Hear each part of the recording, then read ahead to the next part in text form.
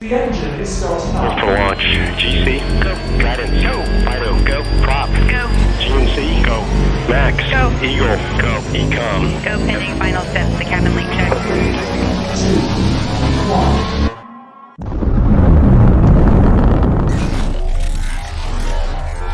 Is there anyone here that would like to communicate with us? Can you give us a sign?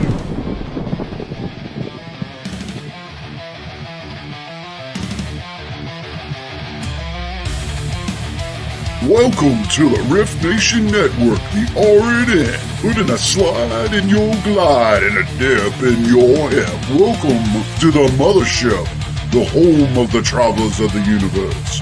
With shows throughout the week, you can find us at Instagram, Twitch, Facebook, YouTube, Spotify, and more.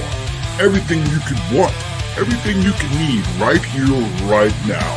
From the paranormal to the supernatural. From comedy to the spiritual. And now, your featured show. Shall we begin?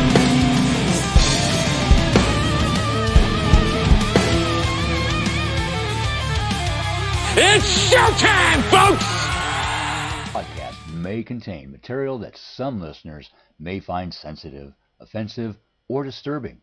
We strive to create respectful and informative content, but topics discussed may include mature themes such as violence, explicit language, or controversial subjects, triggering content including discussions related to mental health, trauma, or other sensitive issues, explicit language. Occasionally, our guests or hosts may use strong language.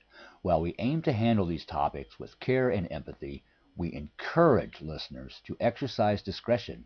If you find any content distressing, consider skipping or seeking support.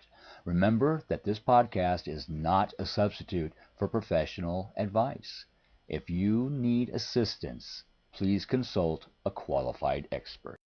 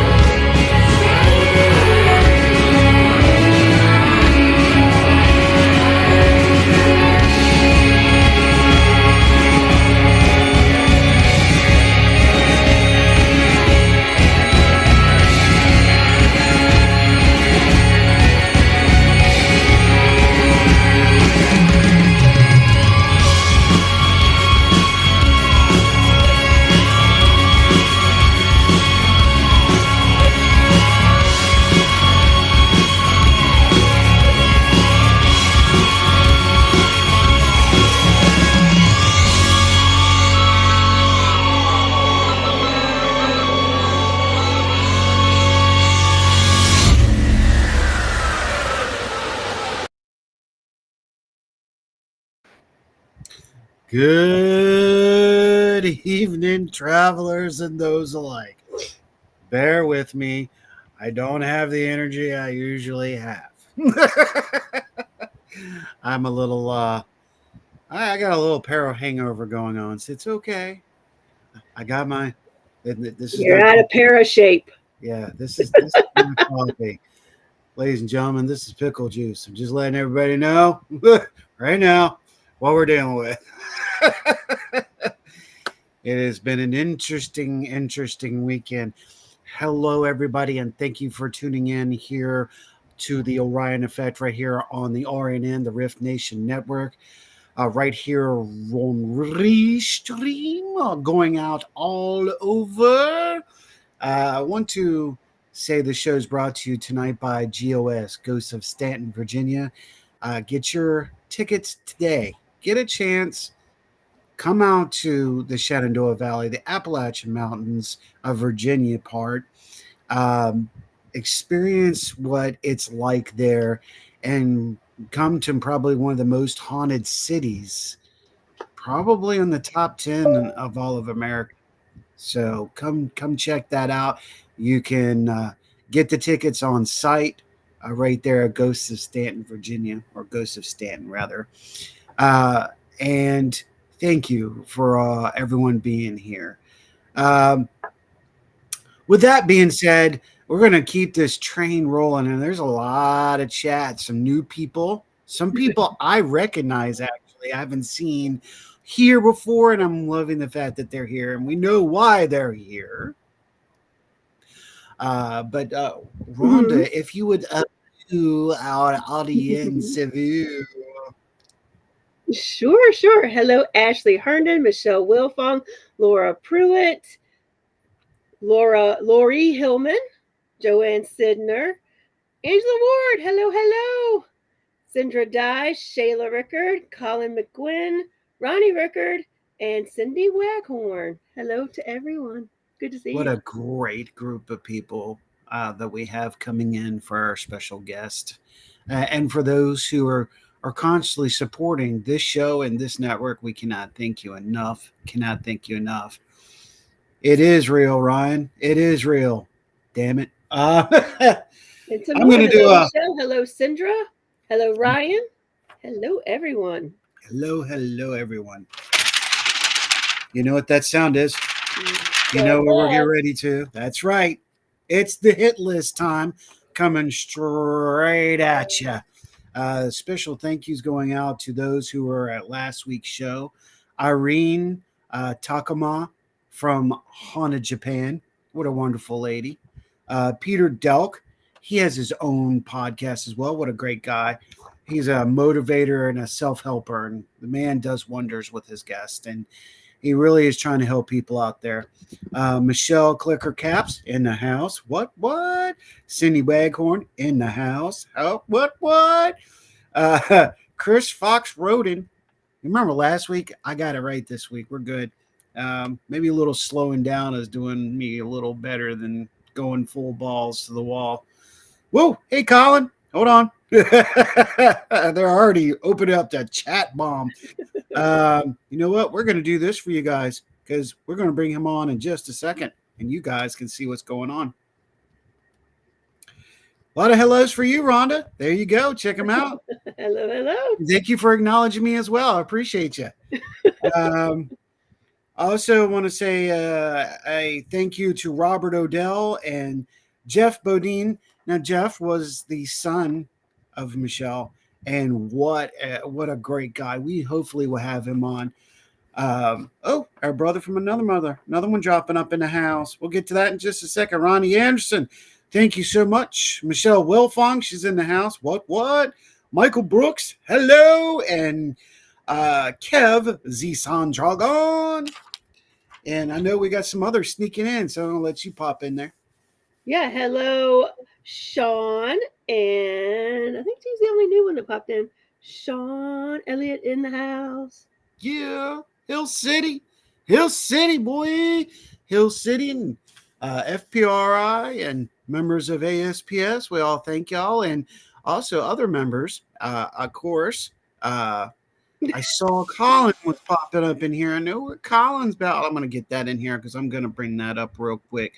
Where was yours, Colin? Hold on. There it is. I want to make sure we put that there. There it is. Shout out to Andy, my brother from another mother, and my old GCT co-worker and Vapor teammate. Vapor in the house. Yeah, Middleton. Middle. I can't speak. You should have seen me last night. Middleton in the house. Well, Middleton Paranormal. Ryan, of course, is here. A couple of our friends. We want to thank you all for being here. Whoa, what a weekend. You've been going pretty good yourself this weekend, ain't you? Yeah, for the most part, I was just around here. There was a what's the word? A foundation meeting out at Belgrove, so I was out there earlier today. Okay, so you kind of stuck around the house yesterday then? Yeah. Okay, all right. Well, yesterday we got contacted and we made communication. ASPS communicated with John Pagona at Henricus Park. We had a small little get together, and John asked if a couple members would come out. Couldn't have everybody. Of course, they had a special thing going on, and I was like, looked at Ryan. I was like, let's do this. So those who couldn't make last year to the cemetery, and our newest investigator, Ashley Herden, was with us. We actually took Jennifer, Milton, and Gracie and went out last night for the 1622 anniversary of the massacre that the Powhatan natives had planned all over the state. Learned some more stuff about that. I'm going to say two things, and I'm going to get your opinion because we're going to bring our guest on in just a second because these are questions I have for him too. And if you guys are already dropping questions, we're going to make sure it's seen here in just a minute. Promise you. Do you think, Rhonda, that there's a possibility of the perfect storm to keep activity from happening? I'm not sure I'm following what the question is. Like, what do you mean perfect storm? I mean, any sort of circumstances could be the perfect storm that makes it not happen. So I'm not sure I'm following the question. Well, let's take the weather. All the weather conditions set proper and right lower the chances of any activity or not all activity, but most of your activity. We hear the perfect storm to have activity, but how often do we think about the perfect storm not to have activity?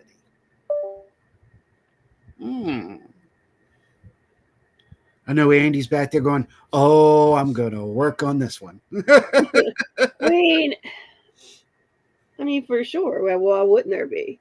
I mean, am I able to define what that perfect storm is? It's making it absolutely not going to happen? No, because we've all been in a location, exact same things, exact same weather, exact same people, and you have a busy night, and the next night it's not, or the next weekend it's not. So, I mean, I don't know that it can be defined, but is it possible? Yeah. Everything in the paranormal, everything's possible. I like that. Well, what about this? And this is just we're giving little fish hooks while he's back there in the blue room listening. You think it's a possibility that an individual, that the entities could be distaken or taken away from the individual's energy? And I'm not talking just negative, because we always hear somebody wants to say, oh, he's a bad guy or a bad girl. No. I mean, I think somebody's energy could be overwhelming to someone. Yeah, exactly. I mean, a spirit, but they were someone, still are someone, their energy is something. So, but yeah, I mean, I think someone's energy might vibrate too high and they're like, just whoa, like much like we are. Somebody's energy, they could be positive, but if I'm not in not in a positive state of mind, but if I'm kind of in a low key, I might be like, whoa, tone it down. Yeah. Like I need to put up a wall. It's a little much. So, I think it's very possible. Well, last night I explained to the team members and sat down with John at the end of the night and explained to him the good possibilities of why we did not have the activity we could have, because it is scientifically speaking. You're not always going to get activity, and the weather and the conditions actually add to the possibility of having that actually happen, yet it be physical or yet it be spiritual. The weather, the climate, all of that actually equals into it. And last night, I call it the perfect storm for things not to happen.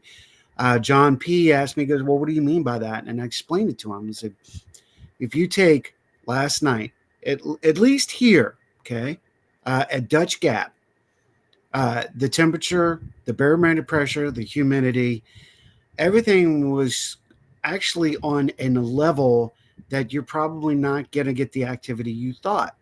Now, Ashley actually brought it in the anticipation that we were going to have activity, which very well could have affected anything as well. Last night we had a very small grouping of activity, which is really unusual for Henricus, really unusual. And even Johnsted, You know, he was anticipating a lot more. I think we were all anticipating a little bit more activity. But in the long run, we got a little bit, but not what we thought we were going to get. And it was intriguing. Once we sat down in the hospital, I pulled out my phone. They were doing a spirit session, and Gracie was on target. Gracie is my little antenna. That girl, She's the EVP queen. oh my God. Not EVP and ST session queen. She is amazing. I've never seen anybody do an Estes like Gracie does. Yeah. And she is, and for a 17-year-old young lady, this woman is on fire. Yeah, when she's been with John Sullivan and I, we've both been kind of like caught back with how good she is at it. She truly is on target, and she's got incredible ears. Mm-hmm. Jennifer just let her go, and Jennifer was sitting behind me, and her and Ashley. Ashley I'm so thankful to have Ashley on ASPS. She's added to a whole nother equation of sorry about that, y'all. Apologize about that one. And it just all really clicked. And at the end of the night, we all sat down. We actually discussed everything that took place. That's when we came up with what ifs, what are the nots, what are the goods, and what's the positives. And everybody was like, wow, really? It was really on target. Everybody came to the same deduction and understood and added their little thing into it. So last night, even though we didn't get what we could have at Henricus, I think for the conditions, it was pretty damn good.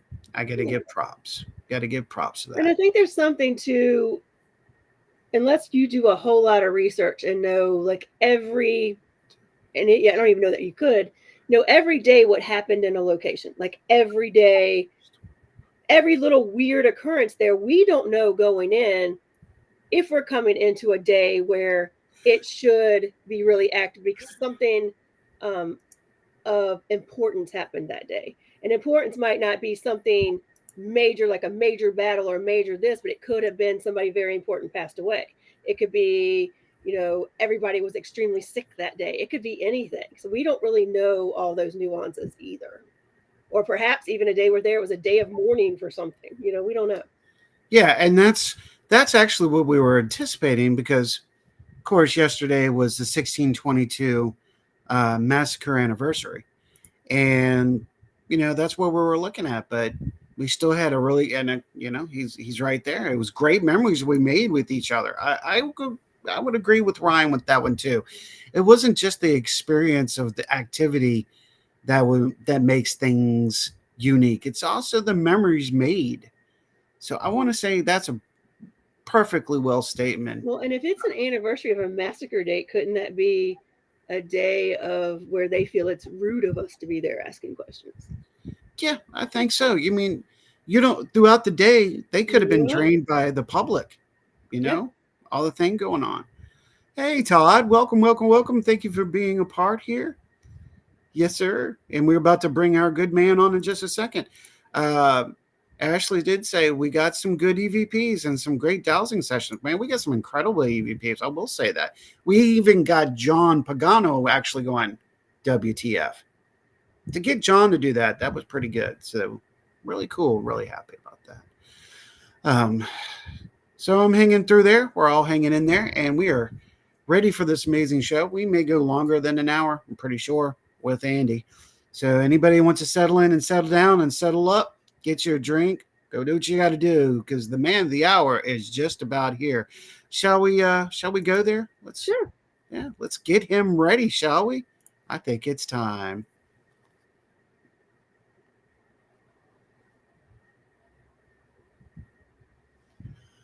Doctor, would you like to introduce our guest, sir?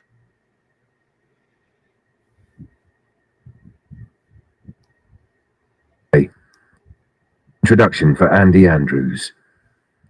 As tonight we are joined by a true veteran of the paranormal field, Andy Andrews. At the age of 4, Andy had his first brush with the supernatural, sparking a lifelong passion for investigating the unknown.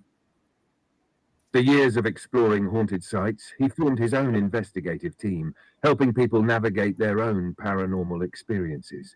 His connection with Gettysburg, Pennsylvania, led him to relocate in 2022, where he now serves as the general manager of Ghost City Tours.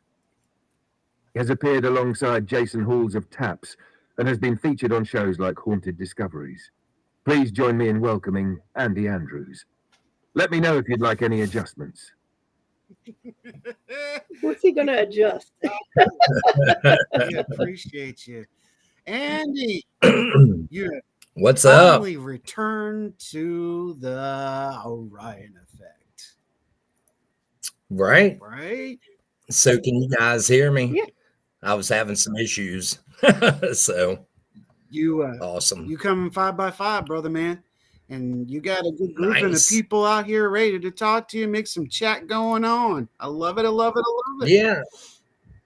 I see a lot of familiar names and yeah, Colin. Colin's in the house. And Yeah. Yep. Todd. I- See a bunch of people. It's in Awesome. I think that's a good sign, brother man. That's a good sign. I think so. Drop up in there. And we'll bring out your big comments and shoot them across. And as you can see, guys and gals, your chat is over to the right side. But if the big ones and questions, we'll make sure. We're going to drop that in right now. There you go. Andy is an amazing, and I miss Gettysburg and running the investigations and tours under Andy at GCT, but working on a Paracon here in Great Falls, Montana, and building a new paranormal team out here. Rock on. Good for you, Colin. And now you got your lovers coming through. That's right. Let's share the love. I see Angela. I love you too, Angela. Angela is in the house. Miss Laura. Good people. Yes. Got your shirt. Lori's a really, really good friend too. Yeah. I got my Bigfoot shirt on. Fabulous. But fabulous.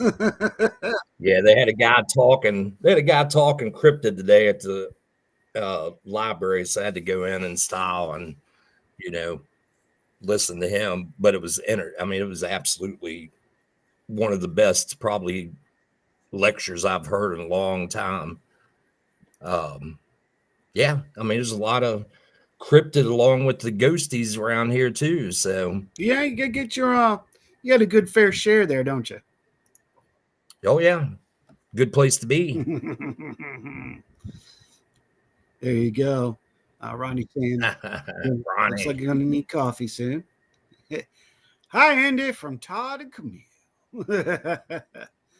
Oh, of course, Robert's in the house. Hello, everyone from the bunker in Bon Air. Yeah, Robert, the other frog brother. Todd and Camilla. Haven't seen Todd and Camilla for a while. Yeah, I saw Todd jump in. I was like, wow, check that out. Rock on. Doing good. Keep them coming. Share it out. Like and subscribe. Bring your friends. Bring them on. So it looks like you're kind of dragging like I am a little bit right now, aren't you? A little bit. I got a paranormal hangover as well as you do. So yeah. Mondays are good for last night. Been a rough week, so I decided to go out with friends last night, and we thought it won't be too bad. And stuff just kept going and going and going, and you don't want to walk away from it when it's happening like it is. So definitely, it was about a 4:30 morning, I think, when we finally left. And so, Knoxland Roadhouse is what Colin's talking about. That's where we were at last night. Speaking on that, was definitely. Are you finding that it takes you a little longer to get over these hangovers comparatively to the way it used to, say 15, 20 years ago? That's any hangover. You know what I'm saying? That's any Touche. hangover. I'm not a drinker anymore, but man, if I do now, I feel it for an extra couple of days for sure. But definitely, yeah. As you get older, obviously the body's not used to staying up and beating itself around as much as we do now, but definitely feel it later on in life for sure. Yeah, and it's like with me, you know, I had some health issues that were limiting my mobility there for a little bit, so I didn't get to go out and do, you know, like I was before as much. And now that that's all fixed up and healed, I'm trying to make up for all them, you know, year and a half, almost 2 years of not being able to do it. So I'm kind of doing it to myself, you know. And I put a lot of hours in here too at the job, but that's I don't think I'd rather be anywhere else, to be honest with you, other than with friends or something, you know. That's exactly what you're saying. That connection with Gettysburg, man, it's almost scary sometimes. I'm like, you know, maybe I shouldn't be in here all the time, but you know, great company, great people. We do miss Colin for sure. Yeah. He was definitely you know, a solid person for us here, great investigator. But he's went to bigger and better things, so best of luck. I'm sure that he's probably feeling it out there. I don't know if they've warmed up any in out in Montana or not. I know he was still having some crazy weather not long ago. Right. I'd look forward to it, buddy. Sorry about that, you guys. For some reason, my computer decided to go, nah, don't feel like working right now. Holy mother. It's been like this for the last 2 days, you guys. And to back up your Stanton thing, yes. Do tell. Everything you said about that is one haunted place, man. And those guys do a great job there with the tours and stuff. Yeah, Black Raven Actually, and Marty, David, yep. Rebecca, all of them. And now they have Marty's daughter that's doing an amazing job out there. Yeah, we're going to kidnap Rhonda. We already told her we're going to kidnap her and take her out one Saturday night. Let me know. I'll help. You gonna come out? Yeah, I definitely. You'll come to Virginia if I go. Yeah, I definitely want to get down there. Kidnap her. There are a couple of things that we're going to try to kidnap Andy on. He just doesn't know it yet. We get a couple of things in stew to the brew, right, Sean? Sean's in here. I got to give that to brother. I seen Mr. Covey. Yeah, oh no, I was actually, but hey, John didn't know Covey was in here. No, I was talking about our brother from another mother. That'd be Sean Elliott and Courtney out there at Hill City Paranormal. Got a couple of things out there going out that way. If Covey's in here, Covey, thank you for being here. I've seen Hill City too, so those guys are awesome. Absolutely. So let's get into meat and the gravy of things real quick, because that's why you're here, right? We want to get you promoted. We want to get your thoughts and your feelings and stuff. And I'm not sure if you heard in the background, in the back room back there, the comment that I made, but I wanted to get your opinion on it because we want to get into the paranormal a little bit, like we always do. And with that being said, I did make a statement, and something actually you and I have talked about, and we actually talked about it in Williamsport, Pennsylvania, and it came back up last night, and it made me think the perfect storm for something not to happen on an investigation. What's your feelings about that? What do you think? So really, I think that it's the energy that we put out, the law of relativity, I guess you could say. You know, I think what we put out energy wise, we're going to receive back. So that's why, like, you know, I've learned, you know, you and I have investigated a ton of times, and we've been like, you know, balls out to say the least. And then, and then, you know, you get something and you're like, but now I've noticed as I've been around, you know, more people and seeing different kinds of ways of investigating, that the ones that are very kind of, you know, laid back and just almost, I guess, kind of committed to talking to whatever energies that they know there, like they're sitting right directly across from them. You know, key points of, different stuff such as like here in Gettysburg, like going into the Lincoln Inn next door and knowing that was a morgue, and talking to that energy with a little bit of compassion and stuff like that. Saying things like, we're sorry that you never made it back home to your family. Is it something that we could, tell them, or, thank them for their service and stuff like that, except doing, not doing the old, going in there and, can you tap on something for me? I mean, that's still cool to do to a point, but the biggest thing is I really think it's the law of relativity, that what we push out, if somebody's having a bad day, like Rhonda was saying, different things going on, my situation this past week, and I was a little bit hesitant on going last night because, I wasn't sure if the mindset was there, and, didn't want to open up any doors that could, what I'm saying, cause even more grief or anything else. But yeah, I mean, and we all know that as in the barometric pressure and all that, like an EDI, man, I still swear by that. A lot of people don't like them, but even if you're just using the barometric part of it, and that also tells you like the pressure, it tells you humidity, stuff like that, and it has a a spot to put an SD card in. And so if you're doing like EVP work and an SD, if you're doing EVP work and you have a graph for your EDI and you're seeing a barometric change or a humidity change while you're doing this EVP, if you run both things like Audacity along with that and looking, and man, it amazes me sometimes how we'll see like the pressure and everything fluctuate at the same time we're getting an EVP, I guess is where I'm coming at. Exactly. And I've seen like electrical storms. Obviously, we know that charges, the air molecules and stuff like that. And I'm starting to really get into more, stuff that I think Howie was trying to tell me years ago.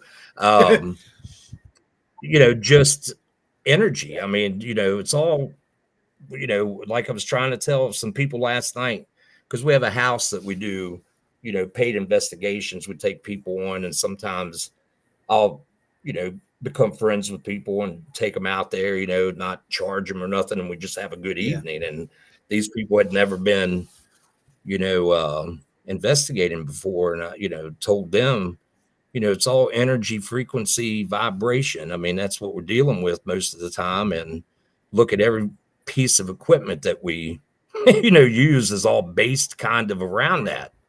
And so that means that we ourselves are putting out the same thing.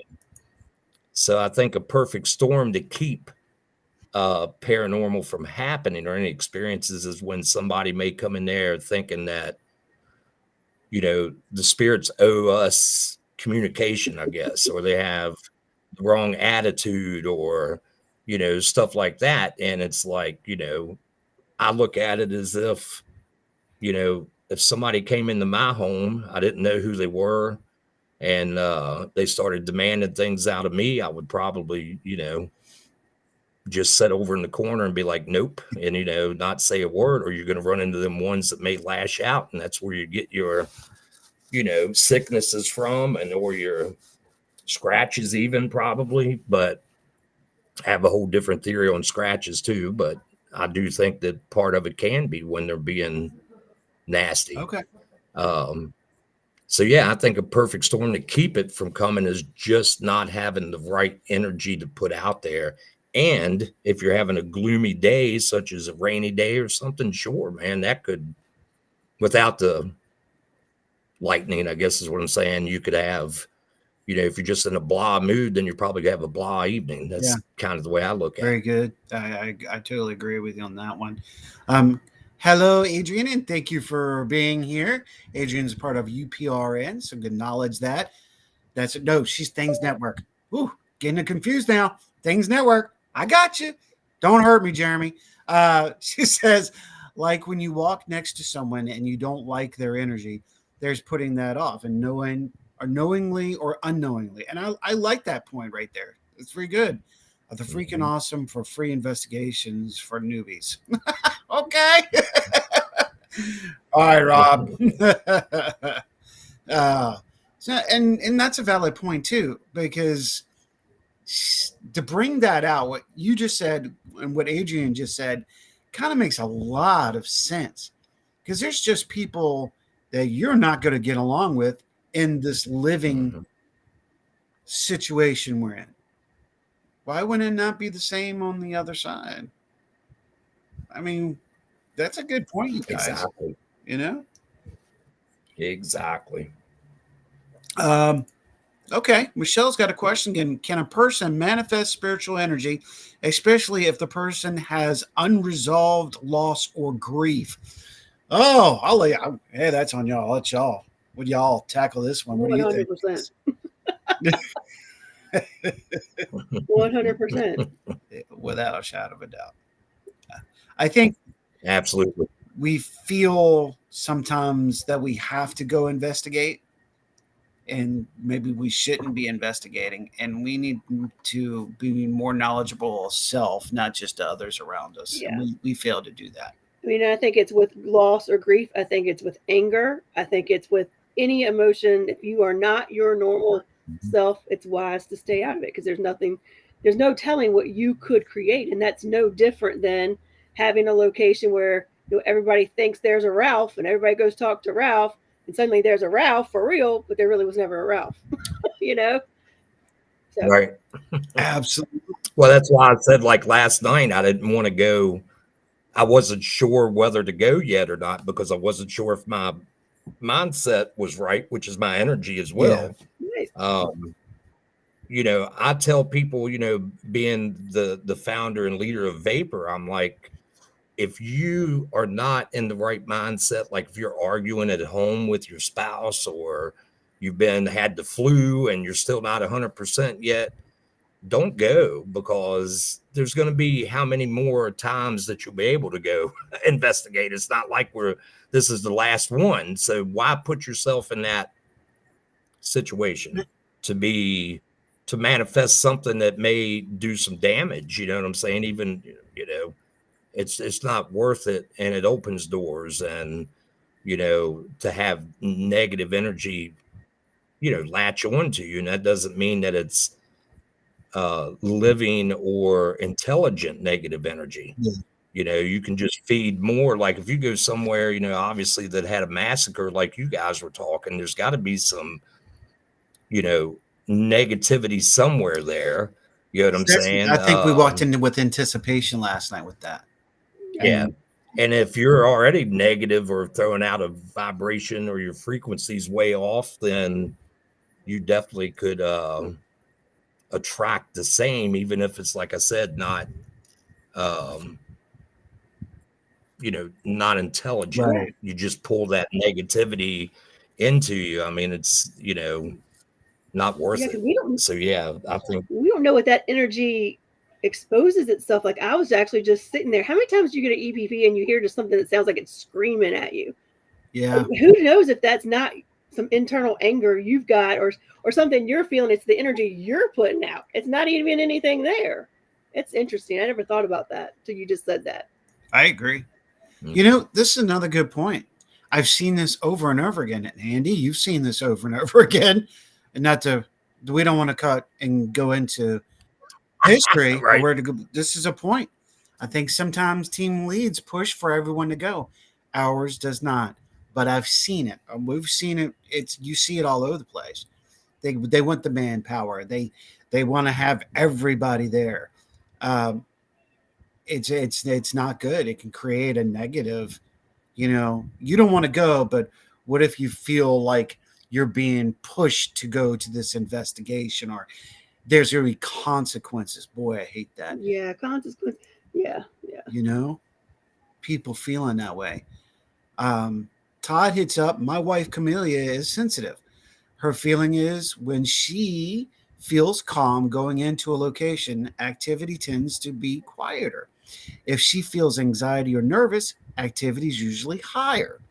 And interactions are everything. What you positive in on investigation. Now, that's very true. I mean, we've all seen that time and time again. Meant intentions. Yeah. You're fine. We know, Todd. You're good, bro. We know exactly. Wow, everybody's rolling here. Colin drops in and Yeah. says, our interns who stay at an old nunnery who are very religious have had numerous experiences at their apartments in the old nunnery. Our ghost at our basement baseball stadium, though, plays pranks on our clubhouse manager because he always says the ghost isn't real. No, I mean that's showing intelligence. I mean that's the fun moments. I think that's a good one, Colin. I love that one because you don't think about that. You know, these spirits are going to toss things at you or whatever because you want to be skeptic. You're thinking you're skeptic, and they're like, "Oh no, oh no."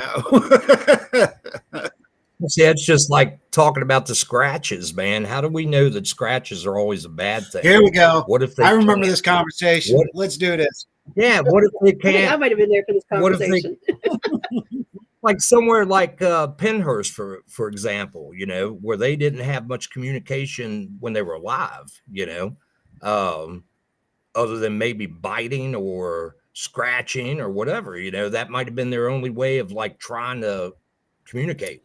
So how do you know that it's not just their way of trying to communicate? And you know, it doesn't always have to be negative, you know. And it depends on where you're at and you know the situations that you already know about the history, maybe. But you know, somewhere like Penhurst, I've been, you know, I've never been scratched there, but I've been with people that have, and I'm not gonna jump on the bandwagon of, you know, oh my God, it's 3 marks, you know, and all that stuff when, you know, might be the only way that person could let you know that they're there, or that energy, I should say. You know, that's a good point because what we perceive is one thing probably could be something completely different. Maybe it's their discharge of energy as they're touching us, but yet through religion, what we have been taught in the past, we perceive it to be something else, and we don't think about the logical, scientific point of the touch, the feel. They're not intentionally, perhaps, trying to mark us, but reaching out, putting that energy out could leave that fatal mark on us. Well, it could be the energy, or it could be we all, I mean, we don't know for sure, but I know all of us kind of assume it takes a lot of energy for them to communicate with us. So it's like they're trying to tap us, and all, like they're trying all of a sudden, like, bam, oops, I did it too hard, you know? Exactly. Robert drops in. We got people kind of. I'm going to get to y'all's question. We'll go one at a time. Robert's got a question. He goes, Andy, what was your best investigation and where? Oh, that's a good one. There's been a couple good ones. St. Albans always is great. You know, that's always. But we did a place one time. Myself, Kelly Miller, Sean Austin, and Chris Mendez did a place called Greenville Manor. Hadn't been really, I think 2 or 3 teams may have been in before us. Just a place up, you know, upper PA. I think it was Greenville, PA, actually. Ended up being one of probably the most in your face type of activity that I'd ever experienced. You know, but the thing was, it had us kind of, it was almost like a funhouse effect the whole time we were in there, if that makes sense. You just kind of found yourself, well, why did I just come in here? And then you would investigate, like, you know, kind of was almost like had been doing it for so many years. You kind of, it's just like walking or riding a bike, you know, and that's what it kind of seemed like we were in there and just did the motions, but it's like exactly, you know, we had to go back at a later time and actually go over, you know, EVP work and video and stuff, and been like, man, I don't remember that happening. What the hell, you know? So that was not only weird, but that was one of probably the best investigations. But St. Albans, it depends on what you know. Some people like seeing stuff, some people like hearing stuff. St. Albans, to me, I've had about every experience possibly that you hear about out there at St. Albans. Mhm. And so I would say between those two places, yeah, that's probably the ones, other than a private investigation of a house that we literally used to take people to, I don't want to say train because none of us are experts, but ones that were wanting to be on the team, we would take them to a house in Port Royal, actually, Virginia, out by Harrisonburg. And that place almost on demand, I could say, or I don't want to say demand, almost on asking, hey, can you show us your light? And we would get these little bursts of energy and stuff like that. I mean, it was a wild place. I don't even know if it still Is that the exists. place but that had the little white house out in the field? Yes. Okay. I didn't know if that's where you were referring to or not. I'm like, holy crap, I forgot about that place. Yeah, it was right. It had one house, then out back was the they called it the slave house. Yeah,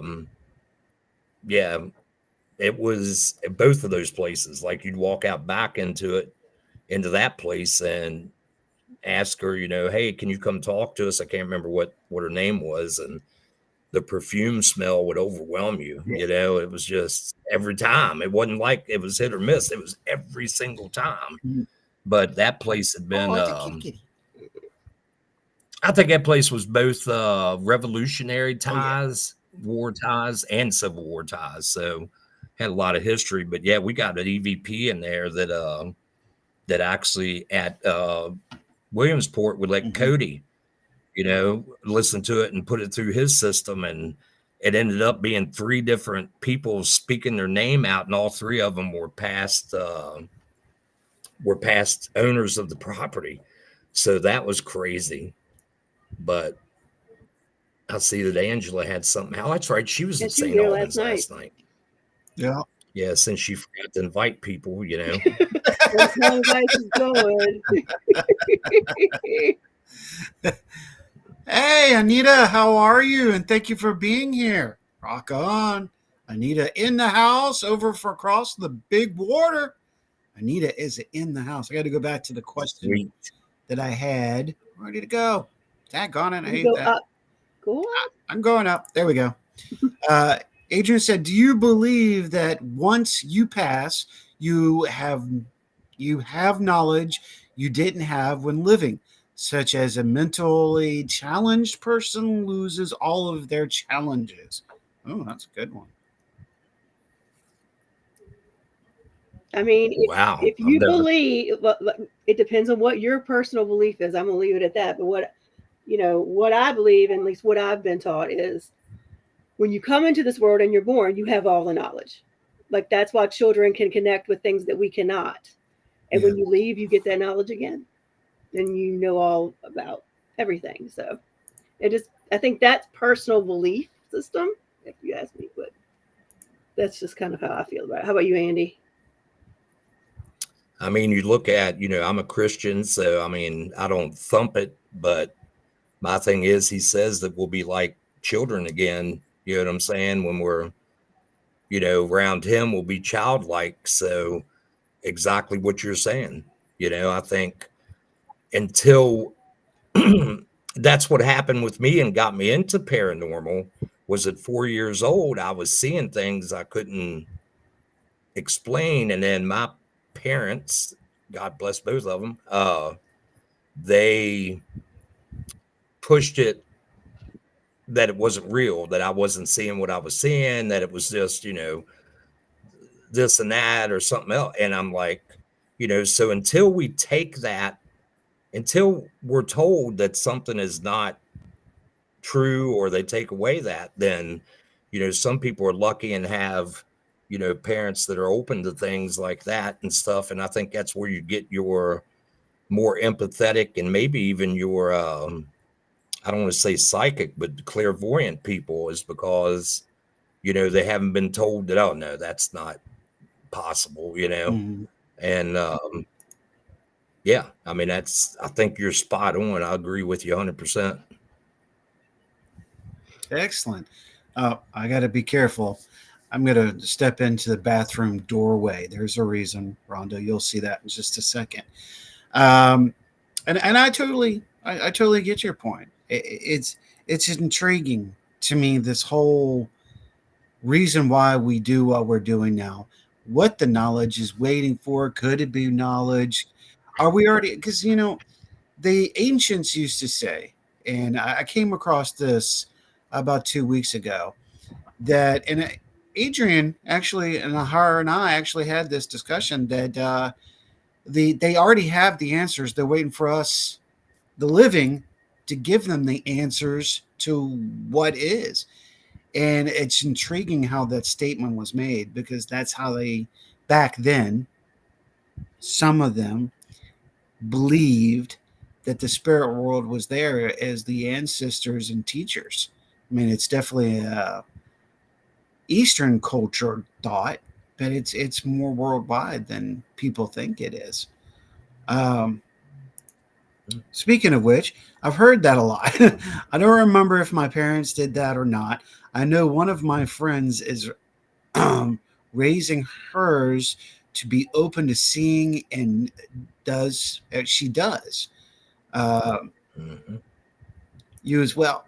Um, so it's intriguing to me. I mean, I think we're going to have a whole, like, as we're seeing things open up now and become more acceptable, even from the paranormal to the metaphysical to psychics to mediums to all of that. There are more children now being raised and told that there are not imaginary friends. Who you are talking to could be a loved one. Mhm. It's not being that taboo subject anymore. I think we're going to see this all grow exponentially over the next probably 15, 20 years. I'll go with that. I Mhm. would totally agree with that statement by all means.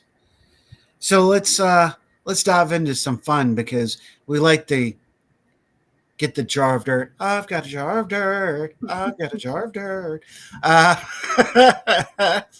Andy. Ooh. Angela had a question up there. I think we did miss it. Hold on, let's see if Okay. I can find it.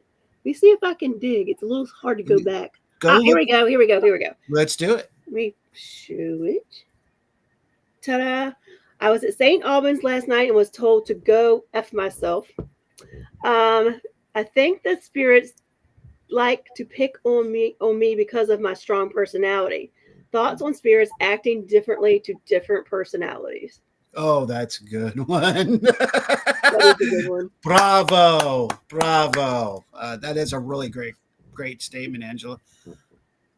Go ahead, you guys. Well, they don't have to be dead to tell her that. I tell her that.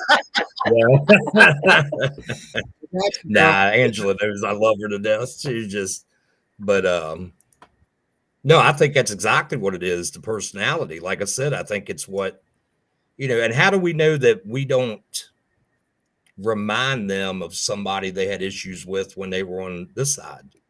Like, I mean, seriously, you might, like if somebody had an abusive parent or something, and somebody's personality reminds them of that. How do we know that, somebody being a strong personality reminds them of something, I guess, negative when they were living or on this side? So which is living, where we're at now, or living on the other side, But yeah, I really think I think having a strong personality, they feel challenged. You're Maybe late, I don't know. Yeah, I think, Andy, I agree with you, because like, even like you said, with the living, that can happen with the living. Like, I've come across people that like they just don't like you for whatever reason. I'm like, what, do I remind you of your ex-wife or something? Like, why don't, like, what have I done? Right. But you got to remember, we're energy, we're frequency, their energy, their frequency, and some frequencies just do not jive together. Period. Yeah. Period. It's like we were talking about at the beginning of the show. And that's why you can have two mediums in a location and they're picking up on different spirits, and both are correct. It's because they're vibrating at different frequencies, and certain spirits feel more drawn to that frequency. I'm down with that one. I totally agree with that. Yeah. Colin says the question I've always had is being in the field for over 23 years is why don't we ever hear, oh, I saw a spirit with a t-shirt and jeans. Oh, he's going right down my road. I was trying not to go down these rabbit holes, but he's right Go, on it. go. Or a white, I know what he's saying, wife beater, tank top, and shorts, whatever not. It's always a lady in blue or a child in Victorian clothes or a soldier from the past or the lady in white. He's got a very valid point. I've been asking that for a very long time and making a statement about it. Andy, I think you and I have even talked about that factor. Where is the modern spiritual look? Modern age. Why don't we see that? These car accidents, all the stuff that happens. We hear about the spirit leaving and we hear all about that, but it's always something at least from the 30s and prior. That's a very You haven't seen one come streaking across the field either. You're right. And how do we know that's something we haven't created over and over and over with urban legend or, there goes back to the same thing. Can we create things like that, with our own energy? Sure. If you keep saying there's a woman in white and 100 people go there. Matter of fact, here where Eisenhower Bridge is a great example here in Gettysburg has gotten the name Suicide Bridge for some reason, but yet there is no suicides there. Right. Never have been. But all of a sudden, it was when animals have committed suicide there, though. You think? I mean, remember what we come out? Dogs have jumped off the bridge for no reason, and pets have jumped off. You're right. I think you're right. Yes, so I guess maybe that's where it got its name from, because I had a long conversation with a multitude of people, man, the other night. They were saying, oh, it's, a woman who, took her life because she was waiting for, one of the guys to return that was her love, I guess. And I'm like, she waited a long time because that bridge wasn't erected until like 30 some or 40 some. And if she's standing there from the Civil War, she's been waiting a long time, and,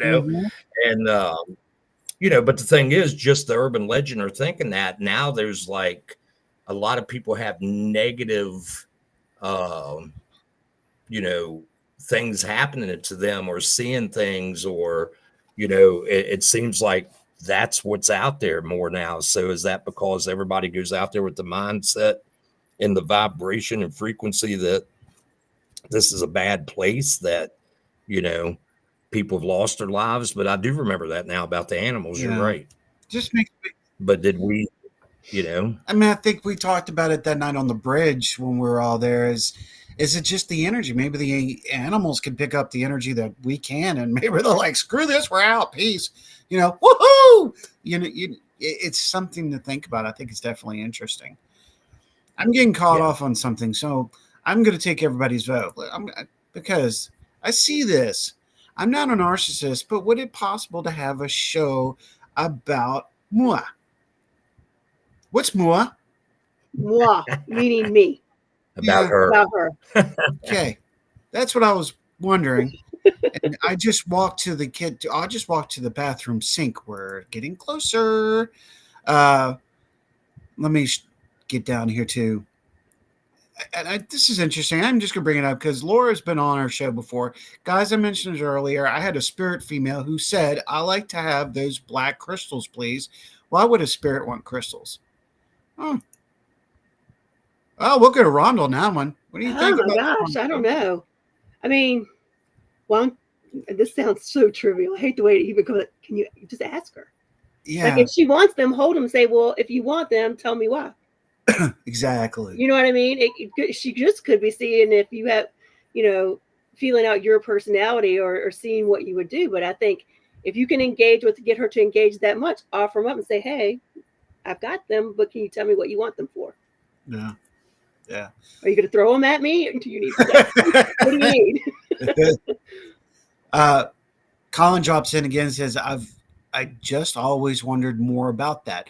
My thoughts is people back in the day maybe were more religious, but something I've always thought about. Is it that they're more religious, or the fact maybe we're not taking manifestation into the factor? Like you had said earlier, we want to manifest the situation or acceptance, what we are hoping to experience. You know what I saw? Somebody said, like, are those kind of things just more residual? Is that why we always see the time period clothing or things of that nature? Talk about let's stop where everybody's at right now, because this is a perfect opportunity. Because Rhonda, you just opened the door to Gettysburg. Talk about situations and things that have happened in a place that it would constantly places and comes back. And don't worry, everybody, we're going to get to your questions, but I want to get to this mean gravy. That's why we're here. Andy, all the stuff that goes on in Gettysburg, do you think it's residual? Do you think it's intelligent? Do you think it could be a cut in the time continuum that we're just seeing those acts take place? Is it something we're manifesting that's taking place there? And your overall thought process, since you've been there now and you have your foot there and you do the tours at where? Ghost City There tours.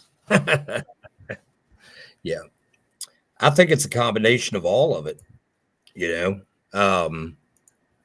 So the biggest thing is that we're all energy. Energy doesn't dissipate. It just changes form. What I've learned a lot is that private cases I've been on, that somebody has walked, the same path, I guess, in the house, over and over and over for 20 years. And each time they're walking, they are leaving a little bit of themselves, if you will, or energy, if you will, on that. So after they're gone, if that's a place that I think that's residual that we see, like if we see, grandma walking through the kitchen, I think that's probably, residual, that just because she left that imprint on there. But the way I look at it is if you're somewhere like, you got to think these guys, let's say, for instance, Little Round Top or, Pickett's Charge would be a good one. You got these guys, every bit of their energy is heightened by about probably as much as it possibly could be. The blood pressure's up there, fear's up there, anger's up, everything you can think emotionally is up. And that can be snuffed out within a second, just gone. So where does that energy go? It has to go somewhere. And in my opinion, I think what we have is the imprint of such a tragic situation, and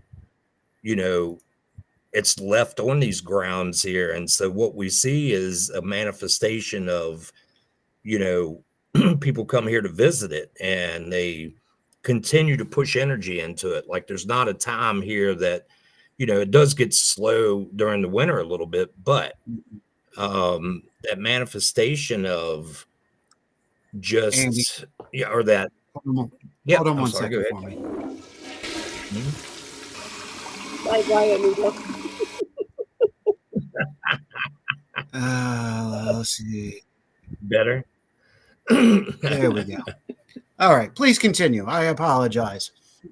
Sneaking and let me explain to those who are new here, that is not a disrespect towards Andy. That is us handling a troll, someone who is bugging, someone who is trying to get attention. We flush them down the universal toilet. Andy, please continue. Right. There you go. But yeah, that's, to me, that's what we're dealing with, because, man, you can stand out here just like we had the other night. I was standing at a campground with some people at 11:30 at night, and we heard a volley of cannons, one behind the other, probably 6 or 7 of them going off, which was my first experience of hearing that many. I mean, you at any given moment out here, you can hear a cannon go off or a gunshot. And, during the day, you can say, oh, they're having, some kind of, reenactment, or they're doing a demonstration. But at 11:30 at night, to hear on the back of right below Pickett's charge, boom, boom, boom, boom, boom, boom, boom, one after the other. That has to be, something that I believe would be more like a continuum, that it just goes off at a certain time. But we just had this talk here at work, actually, and we talked about, is that always happening at 11:30 at night? And it doesn't have enough energy to manifest loud enough for us to hear it. So if we continue to push energy into it, excuse me, is that the times that we actually are hearing it, because that much that energy has been pushed even more and even more. Not that it's like it's there every day. We just only experience it after it's gained so much energy. And that's what I kind of feel like when it comes to, I think all of that happens here, because there's people that'll be walking, like in the peach orchard. They had a couple people that just experienced like a guy coming up to them and asking them like for water or something like that. And she said it was almost like everything outside of them, like in their peripheral and stuff, was kind of blurred out. And it was like this guy just come up to her, and said, so to me, that is a continuum, you know what I mean? That's something, because obviously, I don't know, that's weird, because you would think that if it was something that was intelligent to a point, that it would look at these people dressed weird, you know what I'm saying? And be like, so was that a continuum where it was energy more than it was like visual, I guess is what I'm trying to say. Like, are we energizing molecules around us, and that's what creates, stuff like that? I mean, it's just, you notice that, to me, I noticed that a lot of times right after the actual, not during the anniversary of the battle, but usually the week after, it seems to, all these stories are coming in right and left, about having, and I think that's because there was so much energy pushed that weekend or those few days that, it's energized. It's just like energizing your phone, once it gets up to a certain percentage, it'll run smoother, and it's all about the energy, man. I mean, it's all about that. Just because you just said that, I'm going to run back down. I'm going to go all the way to what Ryan just said, and then we'll go back up because of what you just said. And sexual sounds inside the cabin talk about a different kind of intense energy. It's true. Okay. Again, sounds, energy. What's a trigger? What's a trigger to that location and place? We don't ever think about what Ryan just said unless you're familiar with the cabin. But all these other locations, cannon explosions, gunfire. I know, to back you up on that one, Andy, Michael White and myself heard, and I do believe Robert was with us at the time. No, he wasn't. He hadn't gotten there yet. A valet of musket fire at Cold Harbor last year in a complete line. He looked at me and it just was like, did you just hear that? I'm like, his entire group of artillery guys heard it all with us. We all heard it except for one individual. One's like, I didn't hear anything. Oh, frequency and vibration. Again, what some hear and others don't. Right. And I agree. I like how, Andy, you called out residual and psychic imprint, because I totally feel like they're two different things. Because to me, residual is going to happen at the same time every day. And I've heard people say they've seen residual energy of themselves. Like they take the same path, like down the stairs to the coffee pot, and like woke up and saw themselves doing that, what they usually do every single morning. Psychic imprint is almost like something is so traumatic that it just spins. I tell you, when I was upstairs at the cabin on 360, that's what I felt. I felt like I was in a cotton candy machine, that it was almost like a film that just ran over and over and over. And it didn't matter what time it was. So, I mean, I get that distinction. They're very different. Yeah. Yep. I totally agree with you on that one. Hold on. I'm trying to find my place where I was. I know everybody's got such good questions and comments. No. Todd said, "What are your thoughts on spirits when they come through? Do you think they come through in adult, teenager, or child age, possibly due to a happy part of their life?" How far are you going to take that one? That's the question. I think that has to really do with what maybe if it's somebody that you're familiar with, or I think they would come across what you would be familiar with, if that makes sense. Like, if it was somebody that you knew, and they come across, as, a teenager, when you guys were teenagers, you hung out. But if it's somewhere else, I don't know. That's a good question because it could be a happier place. I mean, it's all about the energy and vibration. So maybe one part of their life was stronger with a better vibration, and that's their best way of reaching out when they're the strongest. Or I don't know. That's a really good question. I would I'll probably reach into that one for a while. I love the fact that we can do chat like this, because not only can Rhonda and I, but you can go back and reread these at a later date and go, hey, this is a good point. That's a good point now, because Andy, are you able to hang out with us a little longer? Sure. Rhonda, are you good? Yeah, I'm good. Let us take a break. And when we come back, the reason I'm leaving Ronnie Anderson's statement up here is this bringing me to another amazing question I didn't even think about till he dropped it and went, Ronnie, you're a magnificent, sir. So let's take a break. When we come back, we'll chit chat a little bit more. We'll keep this going, maybe tell some stories and get a little deeper into the paranormal and spiritual. Travelers, those like, stay tuned. We'll be right back.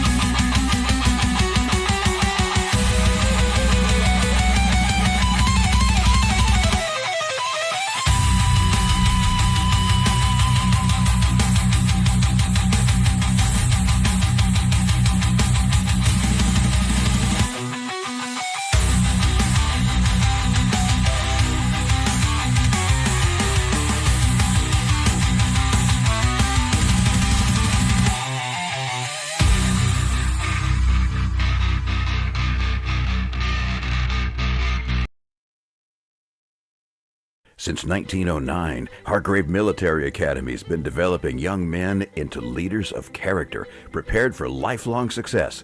Let's take a closer look at the campus and facilities. Camden Hall is the hub of the Hargrave campus. It hosts dormitories on the top 2 floors, classrooms, the military office, which is the heart of our residential life program, and the Davenport Administration Center, which has offices from the President's Office, Registrar, Business Office, Academic Dean, Development Office, Chief of Staff's Office, and the Admissions Office. The Academic Learning Center is a designated space to support cadets' success in their academic endeavors. Cadets and classes use the space for studying, group projects, workspace, and study hall. Also online learning support and academic support specific to the needs of each cadet. The Landon Davenport Science Center, the home of Hargrave's CIS program, as well as all of our science labs, the Distance Learning Center, and the Information Technology Department. Hargrave Center for Leadership and Ethics is the heart of our character and leadership programs. Hargrave is the only high school in the state of Virginia certified as a National School of Character. The Owen R. Cheatham Chapel is the heart and soul of Hargrave campus. In addition to hosting important events like graduation, baccalaureate, and award ceremonies, the chapel hosts twice weekly chapel services and special events like Spiritual Emphasis Week and concerts throughout the year. The John D. Smith Dining Hall may well be one of the most popular facilities on campus. Teenage boys love to eat, and our food services team works hard to offer our cadets fresh, nutritious, and delicious offerings, 3 meals a day, 7 days a week. The dining hall also hosts community gatherings like advisor dinners, awards banquets, and a multitude of holiday meals.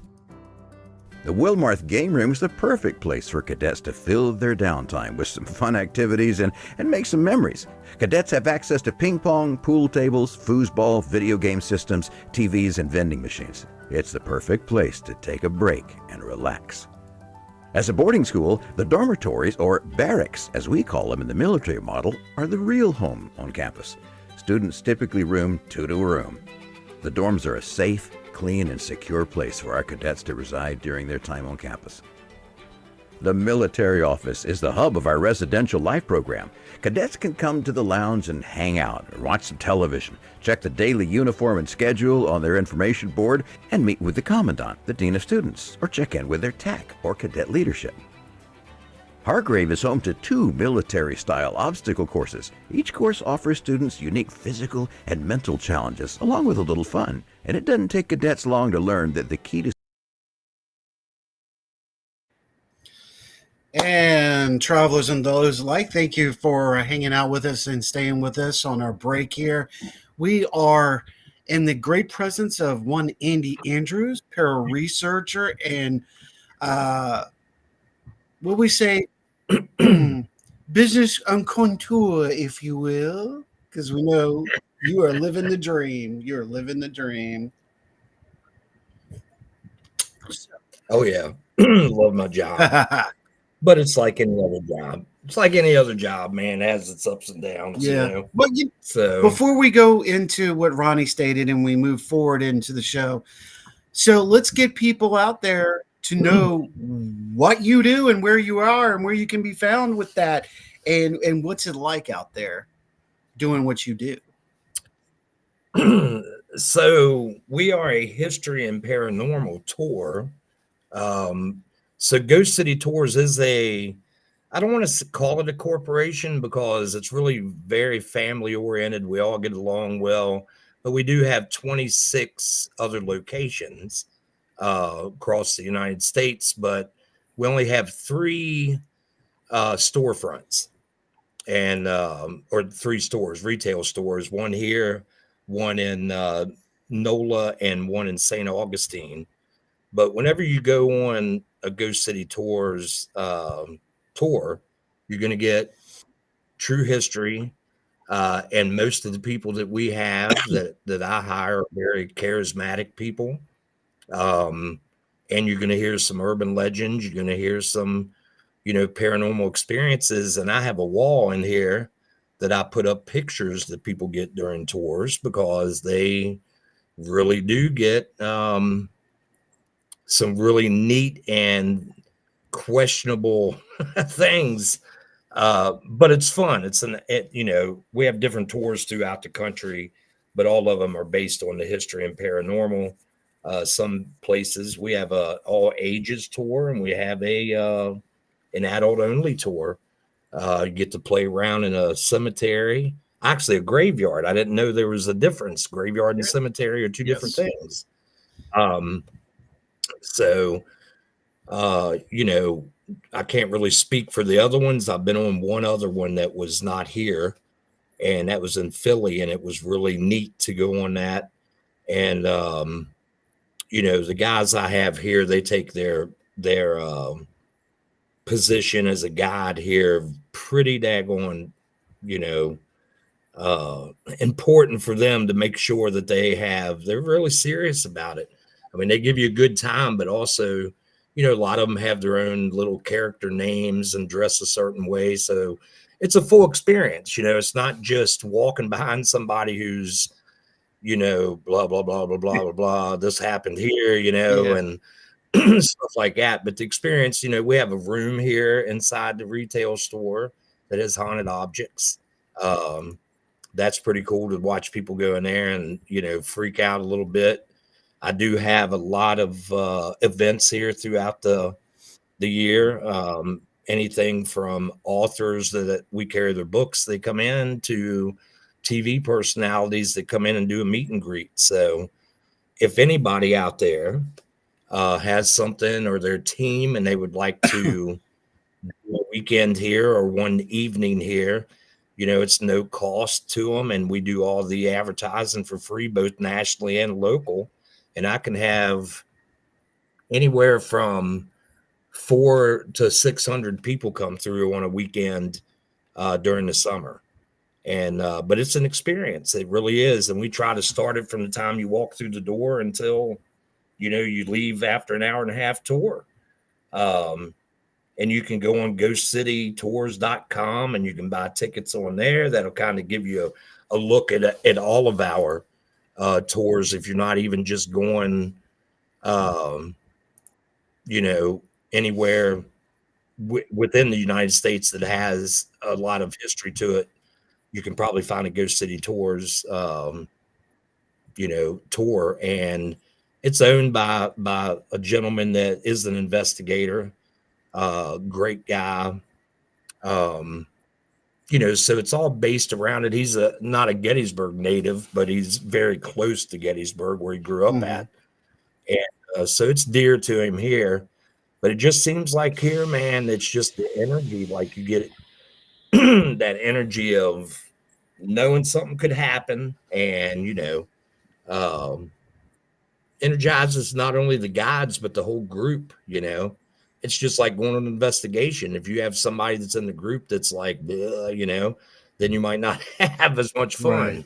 But and if anybody, we also have a house here. It's called the Knoxland Ridge House, that was built pre-Civil War. It was occupied on by some Confederate brigades, and the house has had 5 other deaths in it since the war.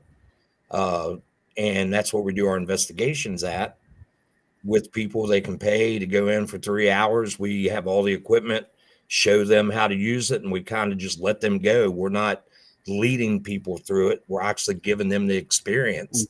I mean, we stay there with them for multiple reasons, but we want them to have their own experience, like, because if same people are coming in and day out and doing the same thing day in and day out, then you're going to get the same results, most likely day in and day out. So let them throw their energy out there. And it seems as if the more that we take people in there, the more crazier it gets.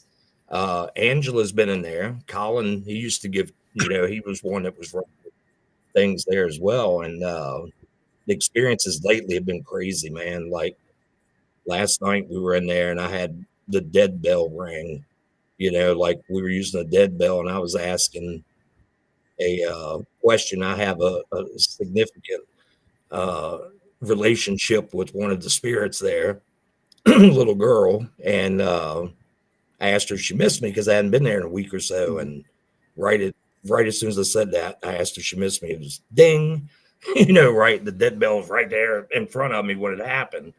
And Todd, no, the phone has not rang yet. We have a phone. He knows how bad I want the phone to ring. We have one in our little haunted objects room, man, that was pulled out of a factory that had, unfortunately, some deaths that happened from an accident. I believe it was a blast or something and had an explosion. And the people, one of my workers here, he, you know, was helping trying to find out what happened.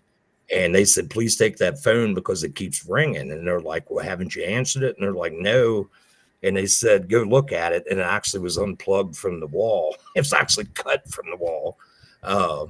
So it sets in here. And, you know, I walk in every day and say good morning. And, you know, but the piano has played a couple times. It only does 1 or 2 notes at a time, but it's enough for me to know that I need to call it a night and say later. And then Bob, yeah. But yeah, the Knoxland Ridge House, we also do now, man. We've run it for overnights. You actually can come in at noon. You get the whole place. It's all, you know, it's got a full kitchen. It was a rental house prior, so it has everything with it. And you get it to about 11 or 12 the next day, which is really nice. I wanted to make sure that you didn't have to go to bed at 4 and back up at 6 to get out of there by 7, like a lot of people are. And, you know, Susan, I see you're asking about how to book it. You know, you can actually just get in touch with me, Andy at ghostcitytours.com. It's that simple. Tell me that you're interested, and we'll all talk about, you know, we'll talk price and stuff like that. And it holds about 10 people, but I would say little cozy with 10, but we also have, I don't know how many acres, probably 1.5 acres, 2 acres that also go along that you can also investigate outside, which is where most of those guys were set up at. And it's also by the what you call the cut, which is where quite a few North Carolinians passed, unfortunately, because at the cut was where the railroad was cut out.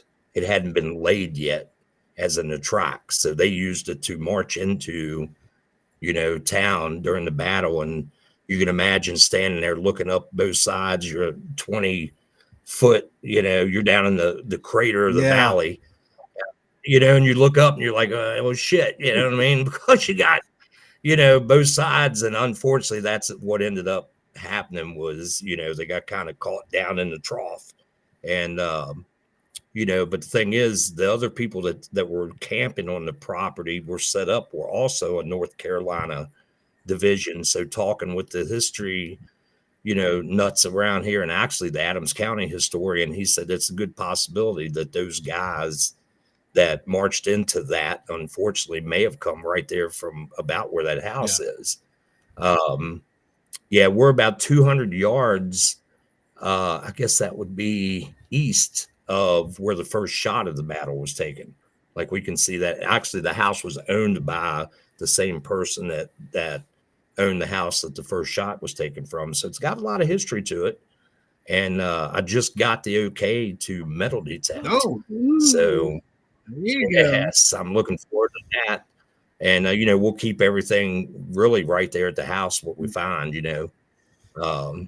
So, yeah, I mean, that's what you can do is ghostcitytours.com, or you can reach out to me at Andy at ghostcitytours.com. And yeah, that's my email, and give a shout. And yeah, Angela and I heard, yeah, the spirits had us running up and down the stairs. She's right. We were in the attic, downstairs, and then back in the middle floor. And, you know, but I've literally had a door slammed in front of my face not even 2-3 weeks ago. I mean, I'm not, you know, I don't make up stuff, man. And I'll tell you, it's like, yeah, I wasn't getting nasty, but I was kind of being a little stern with something that was making itself known as being like the man of the house, you know. And, you know, I just said, you know, you're not going to hold these others from being able to get out of here. And man, I don't know if it was like him leaving and slamming the door, you know what I'm saying? But this is what happened was Hi Whitney. The door slammed, or it didn't slam, it went closed really like somebody was slamming it, but right at the point of hitting the threshold, it just stopped and then easily, and it just went closed. I'd never seen that before, you know. So, yeah, it's a very active home. And the more that we poke and ask questions and do different things and try to run different, just we entertain anything in there as long as it's not gonna, conjure up something. I mean, I don't want anybody in there doing some kind of, you know, pentagram and 100 people, standing around and holding hands and chanting, but but seriously, yeah, I mean, we've, Colin, he's a reenactor and he's been out there, in dress. We now have, a couple artifacts in there that seem to, get things going too. But yeah, and I've been scratched in there too, but I don't think it was intentional as in like trying to hurt me. But I got a really different EVP the other night that I didn't think I would. It was very clear. I was asking what was going on or why were they here or something to that point. And it came back and it was definitely a Southern man of color that said, that's my business. And I mean, like you can hear it as clear as day. And I'm like, I can't remember exactly. I think that's all I was asking is why are you here? Or maybe I was asking why they were keeping it seemed these other spirits were being kept from leaving a certain area. Like they were kind of trapped in that room, but not, like any adult that terrorizes a kid with their voice and their, not like it was keeping them like hostage. It was just like saying, don't come out of that room type of deal. And that's what we were saying, that it wasn't, we were saying, no, you're not going to do that to them, And since that happened that night, now we get humming and singing from the little girl and stuff like that, that comes across all kinds of stuff. And so, yeah, I mean, Colin knows, he's been there. It's like, and it sits right across from a cemetery, a huge one too. So that I'm sure is travelers, coming through as well sometime when they start knowing that there's people listening or trying to reach out or communicate. It's like a lighthouse, man, and beacon.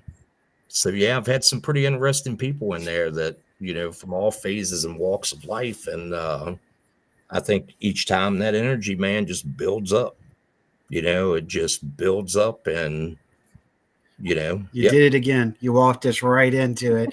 Rhonda loves to do this for me. It's like walking right back into the full circle where we needed to be. So with that being said, Andy, Ronnie made a valid point, and I'm going to bring this back up. He says the story about Rebecca and the suicide bathroom at St. Albans is an urban legend. Nothing is documented of the story, and that is true. I know that for a fact. Because who I'm connected with, my girlfriend spent many a year there. With that being said, think about this for a second. How many of the haunted locations maybe have we created through manifesting through legend and lore? I mean, we can go back to St. Albans. We can go to Graffiti House, the Exchange. We can go to Gettysburg and all those locations there. We can actually take that down to Fairy Plantation. These legends and lores, even like cryptics throughout the many states, get Bigfoot. What do you feel is the possibility that maybe we have actually created some of this activity to actually manifest itself into something that exists? Oh, I think that 100%. Like that's what I was just saying with Suicide Bridge, man. That brings it back to that, or like you said right there at St. Albans. Mm-hmm. If you think it enough and you put the energy into it enough, you very well could manifest it. wasn't there something like that with Slender Man that they, that was the whole project. know, It was merely a yeah, psychological project that was explained hmm from a video game, and it turned into whatever it is now. Yeah. yeah, yeah. I mean, it's just like I tell people, like, if you keep on putting out there that, man, I'm gonna, die from, I hate to say this, cancer or something. You know what I'm saying? Like, if you keep saying that and keep saying it, eventually, I really think that our energy and vibration will create that. So it's the same thing with this, man. Um, if you put enough into it, I had a case one time that um, I was actually dating a woman, and she was telling me about two dolls that somebody had given her, and she kept saying that these things have their own, they have their own, uh, connection with each other, and they're reaching out to her and this and that. And so, myself kind of skeptical on the whole doll thing every now and then. She said it kept saying mom. And one night, her and I were in the kitchen. Nobody else was home, and I heard somebody say "mom," And so, what I really think happened was you have an urban legend, and you, like her, she thought these dolls were really bad or had an attachment. So, what ends up happening is she first starts talking to it, so she's conversating with it. Then she ends up giving it an identity, by calling it a name or whatever, like Suicide Bridge or the Suicide Bathroom. So you give it a name. So now you've given it even more of an identity. And then this thing gets so much energy, it becomes self-aware. And then that's when you need to be careful with things. And I think that's where a lot of the demonic stuff that they talk about out here is people literally, it's Yeah, because poltergeist. That's what it that is. started before the Civil War, right? The whole tale with the rocks and the kids and the big snake, that was pre Devil's Den. Yep. Pre. Yeah, and a lot of people don't know there was a huge Native American battle here, so that was way before the Civil War. So you can imagine that, energy. That's one thing I don't screw with a whole lot is Native American. I just call somebody in that has that more, and it's like, nope. And, I'll stand there with them, but it's like, yeah, like Suicide Bathroom. Definitely people have thought that over and over and over and over, that it's like filling up the bathtub, if you will, with energy that it just finally, It's just like the notorious symbolism of the cup runneth over. If you don't empty your cup to refill it, it's going to continue to spill and spill. Yeah. Colin said that I'm always said for a long time, maybe there are haunted people, not haunted places. My team in the last we have caught the same EVP voices in numerous different states. I do know things can follow myself and others, but that's why I always say maybe it's more of people being haunted than the place. Oh, that's a valid point. That's a very valid point, because now we're talking about self-hauntings on that one. That's a good one, Colin. Yep. That happens a lot. I'm trying to catch up now. Sorry, y'all. That's exactly what we're doing. We're playing catch up. Bear with us. He also dropped in here and said, another thought of mine over the years, maybe there are haunted people instead of haunted places. I think I just said that. Yeah, you just did that one. I was like, whoa, going backwards. We can't do that. Oh, thank you, Angela. I know this was a while back, but I appreciate that. That's why we do it. And I see that person. Angela and I are friends, and she messaged me. She said, I think that person. And I was like, Howie's getting ready to handle it. Yeah. Don't worry. Ready to handle it. I'm handling it. I could tell it. I could tell by the look on your face. Well, I actually had to go back to Facebook and actually ban that person from the page because they continued. So just so everybody knows. About some of the things I saw popping up. Yeah, I saw that and I was like, Oh, great. And then, of course, Robert saw boobs and it was all over. I was like, yeah, we got to stop this now. There we go. Flushed and sent to recycle. That's right. We're just catching up right now. Backyard in the Civil War loop. That's right. I want to visit Gettysburg. You've got to, if you have not, at least one time. Yeah, we have heard drums at the cabin on multiple times, actually, not just once. We heard gunfire at Sachs Bridge at 4:30. I don't. Mm-hmm. Mine was earlier, so it wasn't that late. I don't recall being at that late, but what we got? That was where we were at when we had that. Remember, we smelt the tobacco like a pipe and wet cotton. Story time, folks. That was kind of good. All right, go ahead, Andy. Tell the story, man.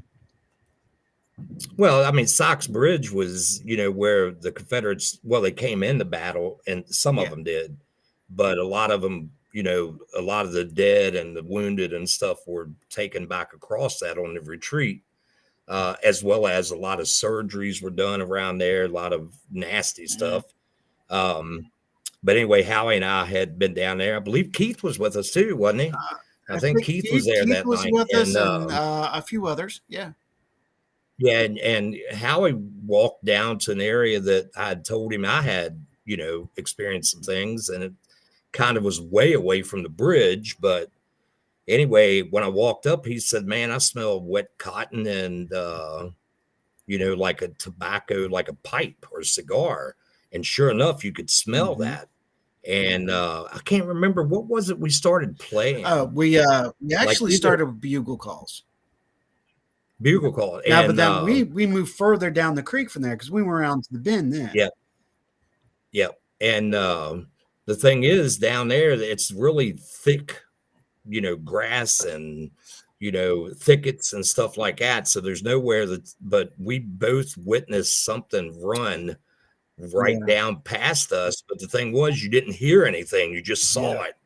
And there's no way something ran through that you wouldn't have heard. It was too thick. But then we go back up and meet the other people we were with, and they said, "Did you all see something run down through there?" Like, what I mean? So kind of validated. But yeah, we had a bunch of experiences, just noises and stuff just like at that location. And I still go to that spot. But what's weird about that is it changes all the time because it floods, man. So the layout is always a little different. Yeah.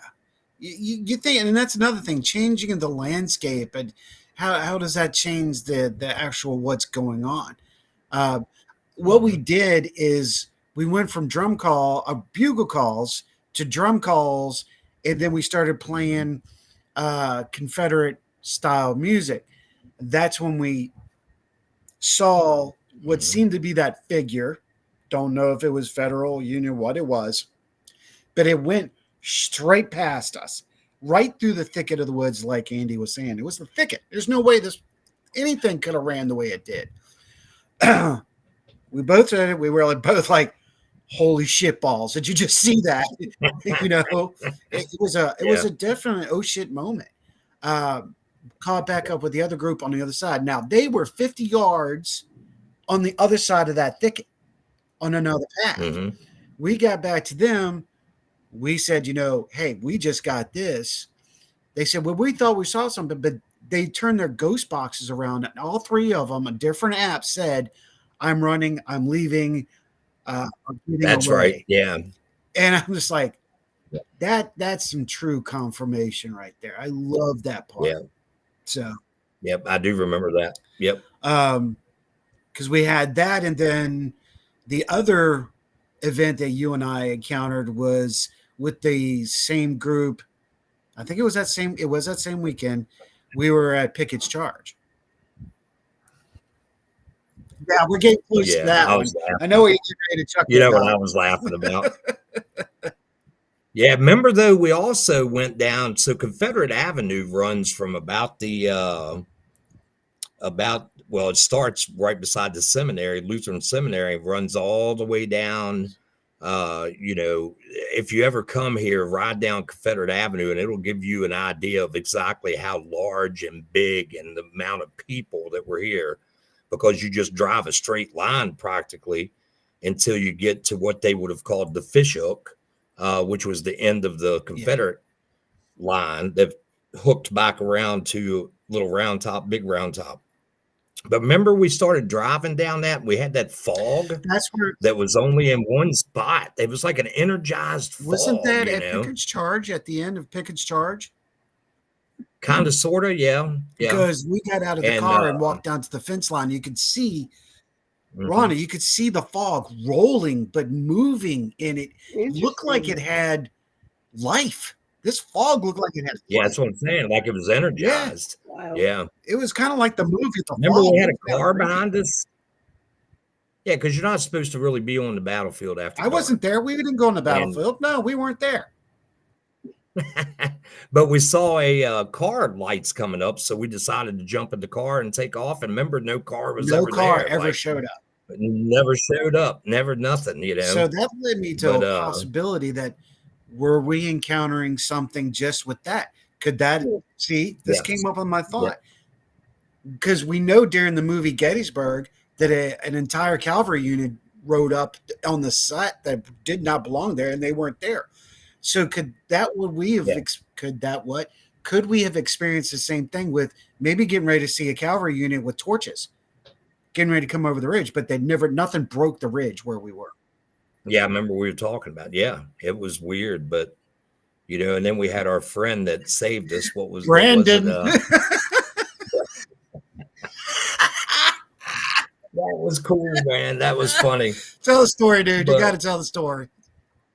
Yeah, he said, so like I said, you're not supposed to be on the battlefield after dark. And we were driving like past the PA monument, and that brings you out like right at the beginning of town, kind of, sort of. And so we're driving and we see these people walking, and we had a cop turn around and was kind of, I don't know, maybe 100 yards behind us. And anyway, we passed these individuals walking, and Howie's like, isn't that Brandon? Like that. That wasn't Brandon. What was it? Hold on, man. It was something else. It wasn't Brandon. That was Brandon. It wasn't Todd. It wasn't Todd. No, it's the dude from It up wasn't- north, man. Damn it. Now you got me thinking.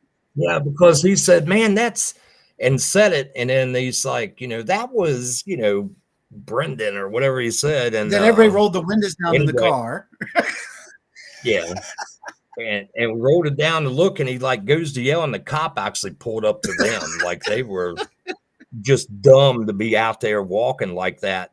And it was funny because obviously that took the cop off of our rear end and pulling us over to them. And so we're all yelling out the window, thanks, Brandon, you know, and stuff like that. you We know. kept on getting it. And- but it was hilarious because Howie was dead set that was, you know, this person that Yeah. he'd seen it. Yeah. But we couldn't stop because we had the cop on us, you know. And but that was one hilarious. We almost made some T-shirts out It of that happened. one too. Remember we talked about it, but yeah, that's Gettysburg is special. I mean, I've always had great times when people come, and it's not just the camaraderie; it's like the energy, man, up here. Just the I guess the whole mystery of it for people, you know. Mhm. Even just the historical part of it is like, you know, once you actually let it sink in what really happened here. Yeah. And then it's like, wow, you know. I'll remember that name probably after I know. I will too. I'm like, we get done. oh yeah, right now. I swear I thought I was Yeah. Brandon. But it was hilarious though, because dude actually, I mean, he saved us, you know, didn't know he was even doing it. He had another guy with him. It was two of them walking on the side of the road, and we're like, Mhm. cops are going, and they're like, oh, we don't care. Well, that's right. We yelled Yeah. and told them. We said, "Hey, man, the cops And are they coming didn't behind care. us." And yeah, they just kept walking, man. And that is a big no, you know. And We did about 25 so he feet from pulled- him, yelling out the car, thanks, whoever. yeah, whatever his name Hilarious. was. But it was hilarious, man, because yeah, we gave them a warning, and you know they could have tried to run at least or something, but you know now up here. People are pushing it a little bit because, you know, some people have been laid off. So the nights are not, you know, there's not as They don't have a lot of park service like they used to following. I mean, the town cops always have, but um, now you can actually drive from one side of the battlefield to the other if it's a connector. You know, like if you're on Baltimore and you need to go to Tawny Town, you can go across right through by the wheat field. And long as you don't slow down or you don't see flashes out of the, car coming out, then you're pretty good to go because a lot of the locals use that. So there's a little bit of info if anybody Oh, wants there to go you on the go. battlefield at night. They can go do that, but please do not slow down. Also, they watch people kind of close. If you're going to do investigating, I would only take handheld stuff and not go into heavy populated areas that are, I wouldn't go into Devil's Den and try anything because they don't care that you're doing it. But if you hold up people, like I've witnessed some real dumbasses out there that will set up equipment, man, like they're doing a full-fledged investigation and people are having to walk around, their stuff, and you will get your stuff taken away from you. If, most of them are pretty cool, but if you are an ass to them, I mean, it's just like any other thing, if you get pulled over and you act like an ass, then you're probably going to get every ticket that you can possibly give you. But it's a respect factor. You know what I'm saying? It's just, okay. But, I take, REM pod, EMF detectors, a couple other things out there, EVP recorder, and there you have it,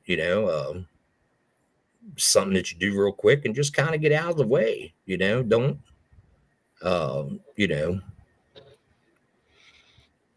oh, so I see Robert's asking that. Yeah. Well, yeah, Lee's whole thought process was to take over Harrisburg.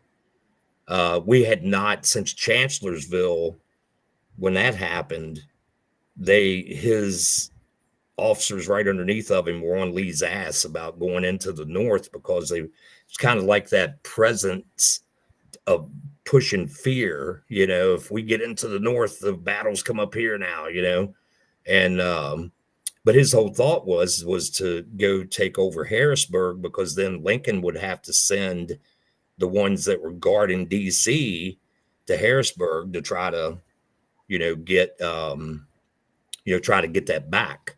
And that would leave a wide open, less manned road to go to DC and take, try to take that. Yeah. That was his thought Opening up process. Route 1 or 301. Yeah. And because he sent Juba Early in 26th or 27th of June to come into Gettysburg, take out this little ragtag militia they heard of, which they did, and then go on into like the York area and actually destroy the bridge, that the railroad, to keep supplies going up. So he was trying to knock all that out. And then you have him sending, and a life of me, I can't remember who it was that he sent the first day from Chambersburg and said, don't engage. Well, we're all from Virginia. We know how these redneck boys are. They've run into, they see Union and man, boom, they're going to take a shot, which happened right there below the house that we have. And that started it. So there was a lot of narcissism, man, when it come to Gettysburg. It definitely showed on both sides, and, they Sickles, same way, man. The whole battle could have changed, but Sickles decided he was going to do what he wanted to do. And, he just kind of got lucky, to be honest. You know what I'm saying? He really did, because he didn't, anybody's been here, Little Round Top's the place to be. You see everything, and he decided to bypass that because he wanted to go, engage, because that's what he saw. So he bypassed that. So the Confederates would have got on top of there. It might have been a whole different game, different game altogether, right? Colin put he dropped in here. So one of my favorite stories ever told to me was from the buddy Sean, who was a park ranger. And he said he used to see recorded red lights all over the place on the battlefield. And him and other park rangers would get out their cars and walk up to the recorders and make all kinds of noises and voices. I was like, is love to be a flower on the wall when those folks came back to get the recorders? And when they, I never thought about that now that he said that. And when they hear it, they get shocked and not knowing it was the park rangers. But that's why you got to put black tape over top of the right. That's a man. valued lesson, You know? man. You're gonna put a note out there. Damn well, block out the damn LED. Hello, know how to run. That's like I thought about trail cam, man. You know, I probably shouldn't be talking about that, but I thought about that, man. What if we put a trail cam out and went back and got it? Yeah. You know, it's like, I mean, we're not physically out there. It's not damaging anything. It's a thought. yeah. On that, They let's put a little spin on it because we've got about 5 or 6 minutes left. And this is one of the things I was going to ask you an hour ago, but this is an opportunity now to have a little fun. Okay, are you ready? Because I know when I said this before, you were like, "Oh no!" And yes, we're going back there. I want to know, what is your worst time ever on an investigation? What was your worst investigation? What took place? It could be funny or it could be just bad. What was your worst time? Probably falling asleep one time, I think, and everybody thinking that was pretty funny, not waking me up and like leaving me in this, crazy place, St. Albans, actually. So, and left me like halfway through the building by myself. And they actually had like the guy from Saw, they had like where they had the haunted house there. Yeah. They had a little mannequin. So they brought him up and set him like 5 feet in front of me. And I'm sitting there, I wake up and man, I'm seeing that in front of me, not knowing really where I'm at the time being. Is that Buster? That wasn't Buster, man. I think it was Hammy. Okay. But anyway, I think it was my kid, is what it was. I think he was in that. So, but that, man. But I also had, I got a really bad time. One time I got jumped by something, man, up in right outside the suicide bathroom. Okay. Like something. They actually got that on the Scott. Yeah, he got it. He was sitting down and watching the cameras, and actually was like, my kid came up there and pulled me out because people didn't know what to really do. They were like, "What is going on?" I was rolling on the floor. Felt like somebody was literally cutting my guts out, and so we wasn't sure if it was actually like spiritual or paranormal, or if I was having like, seizure or something. I mean, for God's sake. Well, no, it was more like appendix. I think that's what I was worried about, that. But no, I had in a situation, probably the worst actually was when I was at Waverly Hills and I had something that was portraying or coming at me as my dad, who has been passed for years. Yeah. And, love the man to death, but, he was a hard ass. And so, you still have that kind of jerk, on the voice or whatever. But, yeah, I was in a spot that was known for having weird stuff, and I wasn't by myself, but I kind of was. They were standing outside, and yeah, this thing like was saying my name and like in his voice, and I look up and something poked its head out like from a dark corner, and to be honest, it looked like my dad's face, but stretched on bone, I guess is the best way to say it. And I started banging on the door to get out, and they couldn't even hear me. Like I could see them through the window, and I'm banging, man, and they're like not even moving. And they were like, "We never heard you." So it was a moment right there that I don't know where I was as in time, but to have them not hear me and stuff, that was, and then they opened up the door then to just check on me a couple seconds later. And I'm like, opening up a door where there's a cat on the other side, and it pounces on you. That's about what it was with me. I was like, out the door, But that shook me up, man. That we ended the night because of that, to be honest. And it was yeah. Never want to go through that again. But yeah, I've had some good nights, man, where we've done stuff to each other and that's kind of embarrassing. And yeah. Yeah. He's talking about my worst experience too. So I'm going, I remember that night all too well. So before we even talk about that share story, Rhonda, at this point, you got a couple years in investigating all that. Do you remember a bad investigation you've had? So, or anything that's bad that maybe you were fucked with or somebody screwed with you? It's the Sweet Springs Sanitarium story. Oh, well, yeah. Where I failed as a paranormal investigator. To try to leave my crippled friend behind. Come on, spit it out. So we were at Sweet Springs, and there's a hallway that's known to mess with women. Just like they will try. It's a spirit that just tries to play with you, and they're trying to make the women scared. My friend who had been there before, Shonda, she'd been with a group, and they'd gone down the hallway, and they'd heard something growl. So we sent John and Mike down a whole different hallway, and Shonda, Kim, and I decided we would go down this hallway just as women by ourselves to see what happened. So we decided to act like we were nurses doing last rounds. So we would knock on each door. Hey, can I help you? Is there anything you need? And as we were going, I felt like somebody ran up behind me trying to scare me, and Kim tasted something weird in her mouth. We go down the hall. We get nothing. So we're here, stop. We're at the last room. We're like, well, what now? Like, what are we going to do? We got nothing. And all of a sudden we hear, woo! All three of us hear the exact same Scooby-Doo ghost track sound. team. And we proceed to start taking off running. And Kim is on a cane, and she's like, oh, wait for me. And then we literally stop in the middle and just start dying laughing. It's like, oh, we failed terribly.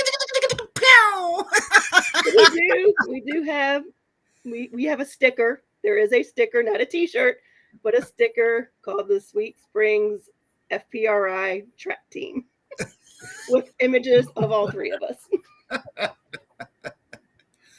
Oh, that's great. I'm still trying to think of that name. It's like right on my tongue, man. I'm like, damn it. Oh, Greg, Brandon, Jason, Brendan. All right, now I'm going through. All right, so while you're trying to think, because that's going to be in my name, I'm not even thinking about it till afterwards because it's going to drive me crazy. Right. So, what Robert is referring to, yes, was my worst too.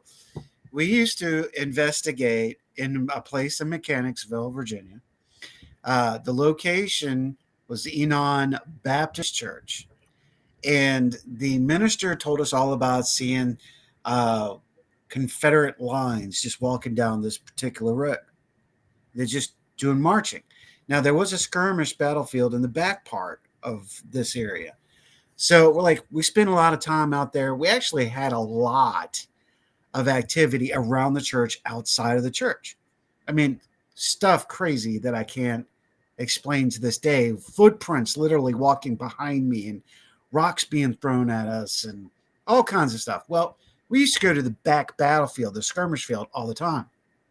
So that's where, Andy, I told you about that big purple orb I had seen going across the battlefield. Mm-hmm. That was there. Yep. That was there. Gotcha. So myself, we had another member named Sloth that was with us, and Robert. We said, all right, we're taking this night out. We're going out. We'll get away from the house. We're going to do some investigating. Kenny's first time, Robert's first time. So we go out to Enon Baptist Church.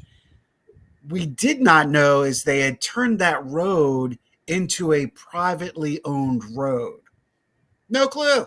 So we're like, all right, we're here at the church. Let's go on down to the battlefield. We'll get some research in. We go all the way down to the end, get to the gate. Things will be pretty cool.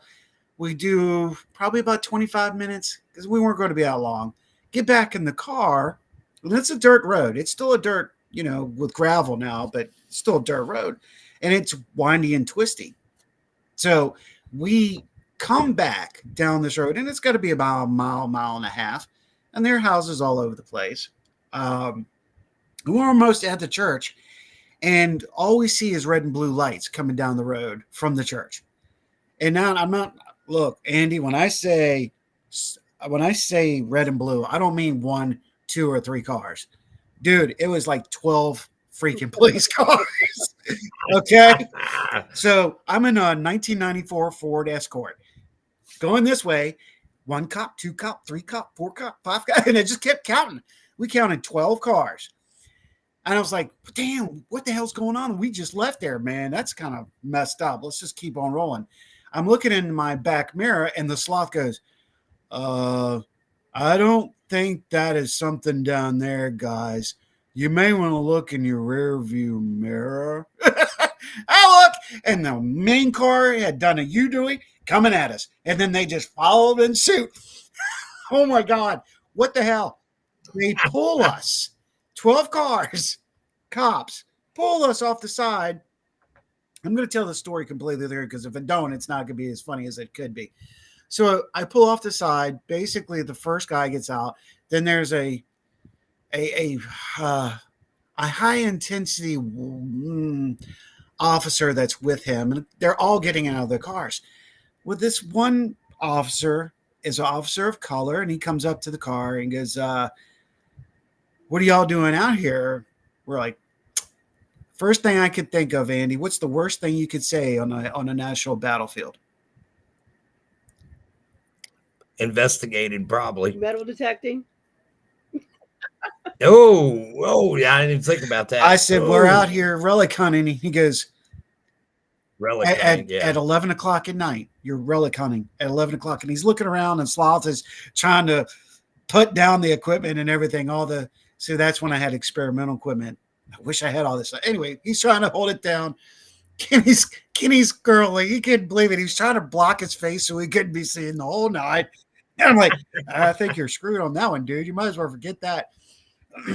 So the other cop, which I'm not going to use derogatory names, he was cussing a little bit and very nasty at us the whole nine. Yep, Hanover Sheriff's Department. Yes, ma'am. And the other cops were getting out. He walks back over after doing the whole getting my license, the registration, the whole nine. See, Angela knows. And he walks up to the car, and Andy, the sergeant, leans his, okay, hold on. You know what? You had to go ruin a good story, didn't you? You just had to go do it. Another flusher. Goodbye. Add to the band, lad. There you go. He leans in onto the car and looks at me and goes, "What you really doing out here?" I was like, well, we are hunting. He goes, "You're not hunting animals, are you?" And I was like, "No." Kenny starts to blush, and he looks away, and Sloth goes, finally the Sloth goes, "We're trying to find ghosts, dude." The cop just loses his shit. The dude behind him, the other cop, starts going ape shit. "Oh, we're going to nail you for this, and this. And the sergeant's like, "Look, shut up. Relax, go back. Just go back. Just go back. Tell them everything's under control." Comes back to the car and goes, leans back on the car and goes, "Look, you guys, if you're going to do this, you need to call us ahead of time, please. Let us know you're going to be out here. 2, this is a private road now. You cannot be on this road. This is private property." I had no clue. I was like, dude, Charlene was the minister. You know, we had, Charlene's not even there anymore. This road was purchased by the housing community, whatever. I was like, dude, no worries. Not going to see me here on this road again, the whole nine. It was a very embarrassing moment. However, to add to it, so they all pass us. We get ready to start going out.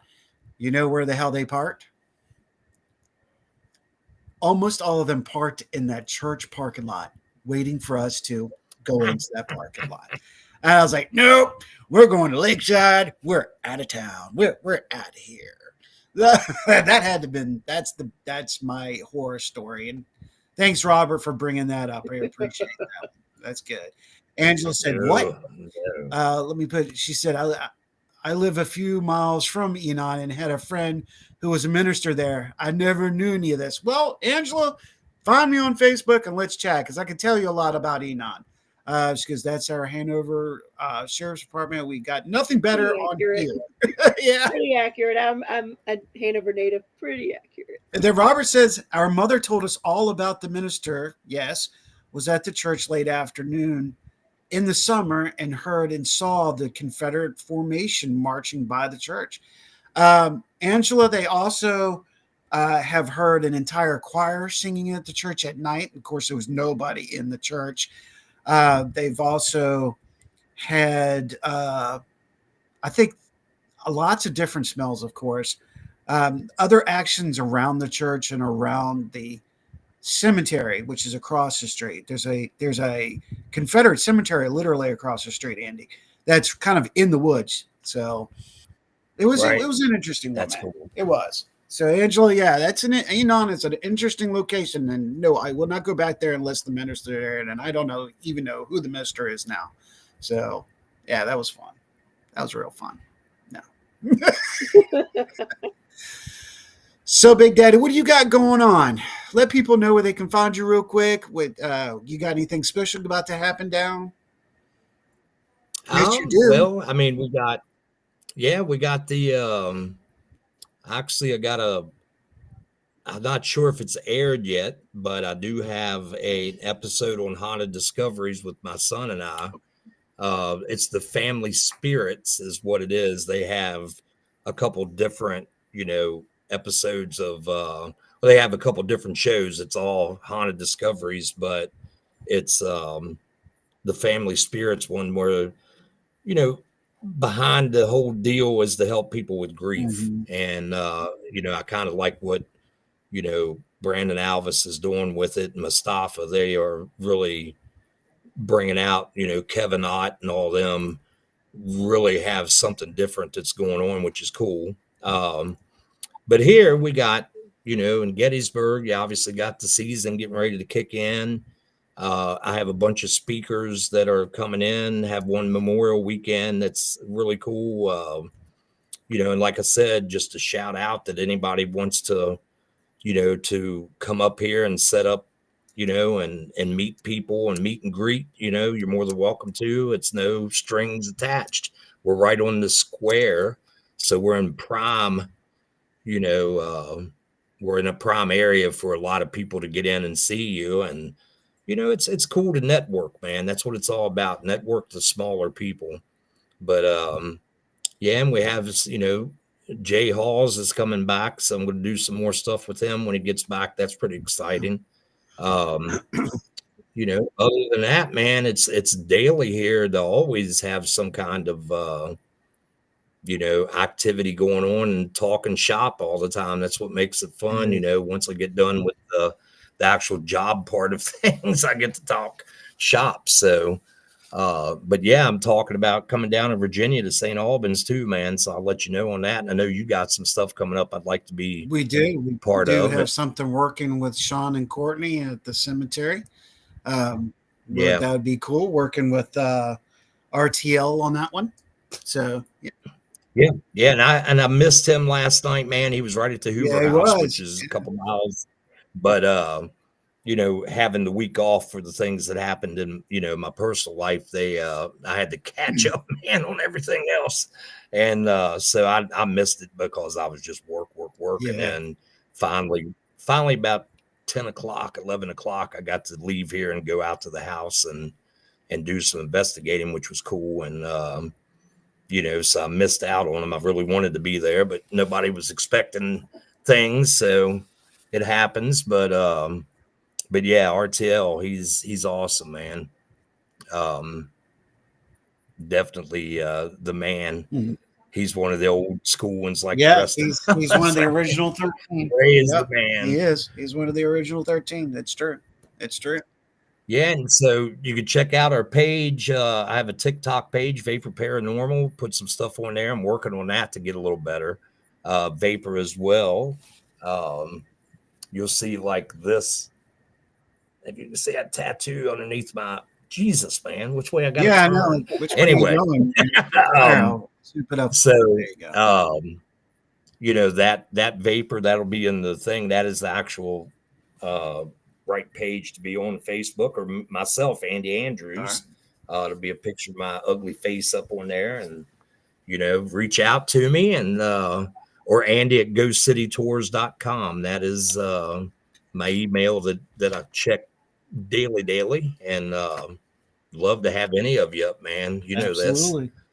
and can't wait to see you up here again, so we can go back to Saks and see what we can do. I've heard that I've been requested by Pam, so it sounds like I will be making a trip up there.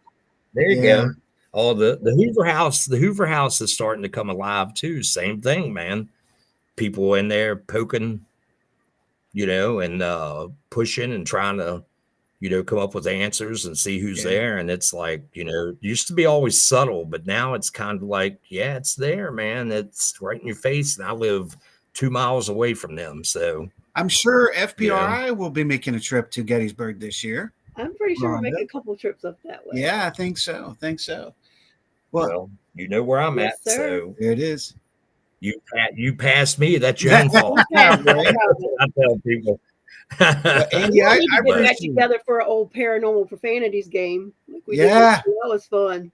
Oh, love that game. Oh yeah, love that game.